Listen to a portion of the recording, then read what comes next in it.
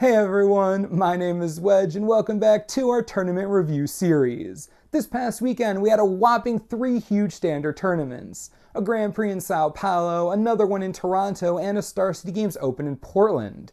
The recent domination of Esper Dragons has held standard to a new and interesting place. You'll see what I mean, these tournaments had some crazy results. Since there are so many results to cover, we're going to go by archetype instead of placement. It's just easier for everyone, you know? Let's begin with the monster of the format going into this weekend, Esper Dragons. In case you don't know, this strategy is largely just blue-black control with a white splash for Dragonlord Ojutai and one or both Silumgars. Anyways, Paulo Vitor Dama de Rosa piloted this deck to a victory in Grand Prix Sao Paulo this weekend. He did choose to run a one of Ashiok, which is pretty sweet, but other than that, it's business as usual. In the same tournament, Esper Dragons also placed 4th and 8th respectively, with the 8th place list actually running a pair of Sorin, Solemn Visitor, and a playset of Monastery Mentor, undoubtedly to take advantage of the 26 non-creature spells in the deck. Besides the strong showing in Sao Paulo, Esper Dragons was basically beat up this weekend. The only other finish of note was the 6th place finish in the SCG Open in Portland. The deck got destroyed everywhere but Sao Paulo. We'll touch more on this later. Grand Prix Toronto was a veritable pit fight of green decks in the top 8. Obzan Midrange won the day, piloted by Lucas Siao. The deck has a lot of what you'd expect from this strategy, along with breakout cards like Elspeth Sun's Champion, Den Protector, and Dromoka's Command as a one-of. No one was ready for Elspeth this weekend, and it showed. Every strategy that utilized her caught those not running her by surprise. When you aren't prepared to deal with Elspeth and she hits the table, it's pretty difficult to come back from that. Another Obzan deck came in 7th, but this was the least popular Obzan variant in the various top 8s. We'll cover the last first place finisher before we get into that. The SCG Open was won by a Sultai Reanimator deck run by Christopher Morris Lent. I know, I did say Sultai Reanimator. It has a similar shell to what we'd expect with Whip of Erebos, Hornet Queen, Corsair, Crewfix, all that fun stuff, but it also has arguably the most powerful combo that came out this weekend. Den Protector plus Death Miss Raptor is a dirty combo. The Protector can keep recurring your Death Miss by turning face up and getting you another card out of your yard. If you have 2 Protectors, you can cycle them indefinitely. The card advantage is off the charts. Christopher Sultai Reanimator list wasn't the only one taking advantage of this synergy. There were 25 copies of Den Protector in the top 8 of Grand Prix Toronto. 7 out of the 8 players were running them either in the main deck or sideboard. 3rd and 6th place belonged to a Bant Megamorph deck running the new combo along with strong aggressive creatures. The 3rd place version ran Sirach the Huntcaller, Fleece Mainline, and Warden of the First Tree. It added blue to run Dragonlord Ojutai and Disdainful Stroke in the main. It also wouldn't be a morph deck without a pair of Mastery of the Unseen. The 6th place version omitted Sirach and the Warden and replaced them with one-ofs Rattleclaw Mystic, Stratus Dancer, and a 2-of Ajani Steadfast.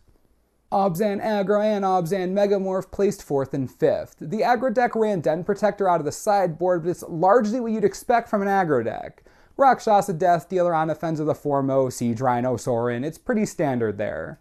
The Obzan Megamorph list takes the aggro list, removes the super aggressive creatures, replaces them with the Den Protector / Death Miss Raptor combo, and adds Elspeth Sun's Champion.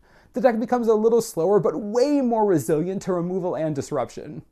The last deck in the top 8 that ran the Den Protector package was a Greenway Collected Company deck piloted by the one and only Craig Wesco. In addition to the namesake of the strategy, he also added in 3 Brahmas, King of Oreskos, and 3 Seeker of the Way, both cards that take advantage of the company's ability. The deck also goes all in on a playset of Dromoka's Command, another all-star this past weekend. It's never been easier to kill a Corsair, just saying. The only deck in the top 8 of Grand Prix Toronto not running Den Protector was the 2nd place deck. It was Mardu Dragons. I know, not what you'd expect. The deck is pretty sweet. It runs format staples, Goblin Rabblemaster, and Thunderbreak Region alongside Soulfire Grandmaster, Stormbreath Dragon, and Kolaghan the Storm's Fury. Yeah, Kolaghan. Right. The deck also runs playsets of Draconic Roar and Crackling Doom along with a single Kolaghan's Command. We do not see that card played enough. The deck was really well positioned since Valorous Stance and Obzan Charm have become popular creature removal options, with Stormbreath seeing less play. A playset of the Theros Dragon was a nightmare for a lot of Obzan players. Moving right along, variations of Obzan Aggro placed 5th and 7th in GP Sao Paulo and 2nd, 3rd, and 8th in the SCG Open. Remember, the aggro version of this deck foregoes the Den Protector package for more aggressive board presence with cards like Anafenza and Rakshasa Death Dealer. A Tarkir Red, another huge part of the format, underperformed this weekend, putting up only 2 top finishes among 3 events. It took 6th place in Sao Paulo and 7th in the SCG Open. Not much has changed. Use strong early creatures like Foundry Street Denizen, pump them with Dragon Fodder, support with Stoke the Flames, and a Tarkus command to blow your opponents out of the water. The massive drop in success is largely due to Obzan Aggro just doing better stuff. A Tarkir Red needs to be the fastest deck in the format, and the problem is that Obzan Aggro, while not being exactly as fast as a Tarkir Red, is fast enough to keep up with the deck. If the Obzan deck has a decent draw, its individual card quality is just way higher and most of Tarkir Red decks can't compete. I'm not saying the strategy is dead forever, but it's not in a great place right now, that's for sure. All that's left are the one-of decks. Taking 2nd place at GP Sao Paulo was Green-Red Aggro. Air of the Wild, Surak, Stormbreath, Boonsatyr, the gang's all here.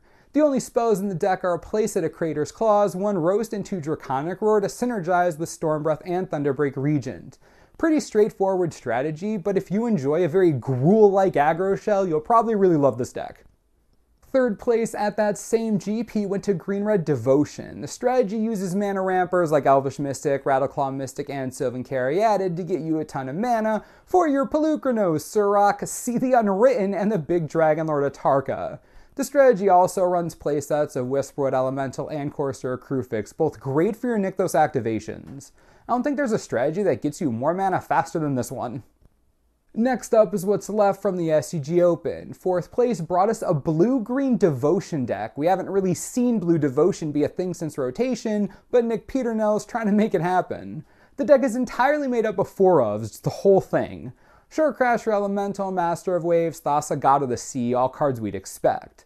They're supported by Frostwalkers, Stratus Dancers, Silumgar Sorcerers, and a green splash primarily for a playset of Collected Company, a card that hits every single creature in the deck besides the Master of Waves. The strategy is just play blue creatures, get a huge Master of Waves or Collected Company, and swing for the win. Just keep an eye on this deck just in case. The last deck we're going to talk about is the 5th place deck from the SCG Open, and that's Mono Green Aggro. Yeah, this weekend was crazy. It did utilize the Den Protector Deathmist Raptor package, but most everything else we haven't really seen much of. 4 Avatar of the Resolute, 3 Reverend Hunter, 2 Servant of the Scale, 2 Swordwise Centaur. The deck was really weird. A 1 of Become Immense and a playset of Aspect of Hydra did give it some insane reach. Not sure this deck has what it takes to finish more consistently, but it sure is explosive. The moral of the story this past weekend was basically Den Protector is the new bee's knees. Standard is shaken up once again and there is going to be fallout. Which strategies were your favorites? Do you like where Standard is going? Do you hate it? Do you not care? Let me know. Next week we do have a Standard Grand Prix in Paris, France, so we'll be back next week with those results. As always, subscribe for the latest and most reliable Magic the Gathering information you could ever need. This is the Mana Source, I'm Wedge, thanks for watching, we'll see you next time.